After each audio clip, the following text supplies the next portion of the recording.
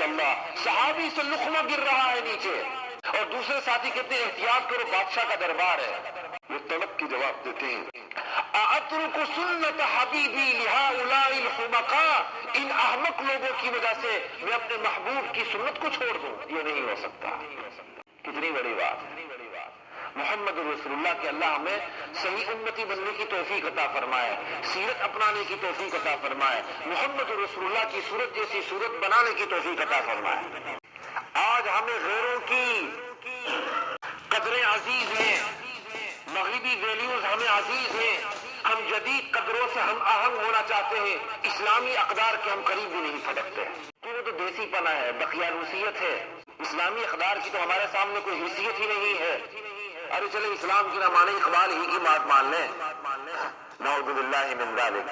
کہتے ہیں ایک ہی سب میں کھڑے ہو گئے محمود و ایاز، لیکن جب محمود ایاز ایک سب میں کھڑے ہوتے ہیں آپ کے یہاں ڈرائیور کی تو حیثیت ایک بالکل کیا کہتے ہیں ایک شودر کی ہے، اور آقا کی حیثیت برہمن کی ہے۔ ڈرائیور اپنے آقا کے ساتھ بیٹھ ہی نہیں سکتا، اپنے صاحب کے ساتھ بیٹھ ہی نہیں سکتا، تو اسلامی اقدار ہے، اسلامی عقیدے یہ مغربی اقدار ہے۔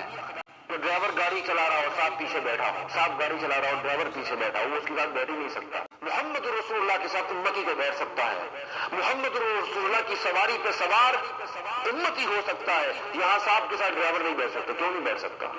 وہ صاحب جو اپنے ساتھ اپنے ڈرائیور کو بٹھا کے کھانا کھلائے گا، جو اپنے ساتھ اسے سیٹ پہ بٹھائے گا، کل خدا نخواستہ کوئی نازک وقت آ جائے، وہ ڈرائیور اپنے ساتھ کے اوپر جان قربان کر دے گا، پیچھے نہیں ہٹے گا۔ لیکن جس ڈرائیور کو شودر سمجھ لیا جائے گا، وہ صرف نوکری ہی ادا کرے گا، وقت پہ اپنے ساتھ کو وہ کیا کہتے ہیں پیچھے کر سکتا ہے، اپنی جان بچائے گا، اپنے ساتھ کی فکر نہیں کرے گا۔ میں نے اپنے عزیزوں میں دیکھا الحمدللہ وہ اپنے ڈرائیوروں کی اتنی قدر کرتے ہیں، اتنا ان کا خیال رکھتے ہیں، ساتھ بٹھا کے کھانا کھلایا، ساتھ کیا کہتے ہیں ڈرائیونگ سیٹ پہ ساتھ ہی بیٹھ گئے، اب اتنی دل سے ان کی دعائیں نکلتے ہیں، میں حیران ہوتا ہوں۔ دوسروں کی دل کی دعاؤں کو لینے کی کوشش کریں، سامنے کی عزت کوئی عزت نہیں ہے، وہ تو میں بھی مجبور ہو کے آپ کی عزت کروں گا، آپ کسی اور کو مجبور ہو کے کسی اور کی عزت کریں گے، یہ کون سے کمال کی بات ہے؟ سامنے عزت کرنا کوئی بڑا مسئلہ نہیں، اصل عزت دل کی عزت ہے، اصل احترام دل کا احترام ہے، اصل اقتدار دل کا اقتدار ہے۔ اس دل کے اقتدار کو بندہ غریب بھی لے سکتا، امیر بھی لے سکتا، ہر شخص لے سکتا ہے۔ اسلامی اقدار کو اپنائیں تو پھر دیکھیں محبت کہاں پہنچتی ہے، مودت کہاں پہنچتی ہے، پھر اتحاد قائم ہوتا ہے کہ نہیں ہوتا۔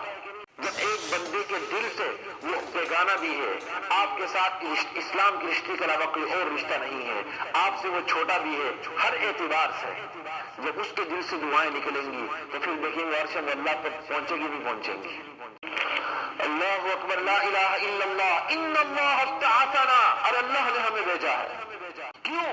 لنخرج من شاء من عبادت العباد الى عبادت رب العباد، تاکہ ہم بندوں کی بندگی سے نکال کر اسلام اللہ کی بندگی میں داخل کریں۔ ومن ضیق الدنیا الى سعتها، دنیا کی تنگنائیوں سے نکال کر دنیا کے وسیع مفہوم سے آشنا کریں۔ ارے تم دنیا کا بڑا تنگ و تاریک تصور رکھتے ہو کہ بابر بائش کوش کے عالم دوبارہ نیست، 4 دن کی چاندنی ہے پھر اندھیری رات ہے، یہ تو دنیا کا بڑا تنگ و تاریک تصور ہے۔ آ جاؤ اسلام میں، ہم دنیا کے تمہیں وسیع مفہوم سے آشنا کریں، دنیا کے وسیع تصور سے آشنا کریں کہ انسان جو دنیا میں آیا ہے ذمہ دار بنا کے بھیجا گیا ہے، اللہ کا خلیفہ بنا کے بھیجا گیا ہے، اللہ کا نائب بنا کے بھیجا گیا ہے۔ اتنی بڑی حیثیت اس انسان بھول چکا ہو، آؤ تمہیں بھولی ہوئی حیثیت یاد دلائیں۔ تمہارے ہاں تو دنیا کا کوئی تصور ہی نہیں ہے۔ وَمِن جَوْرِ الْأَدْيَانِ إِلَىٰ عَدْلِ الْإِسْلَامِ، ہم چاہتے ہیں تمہیں مذاہب کی ناانصافی سے نکال کر اسلام کے انصاف میں تمہیں داخل کریں، لیکن زبردستی نہیں۔ لنخرج من شاء، جو چاہے، لا الہ الا اللہ۔ ان اصحاب کمال کو جو جس نے فرعون، شداد اور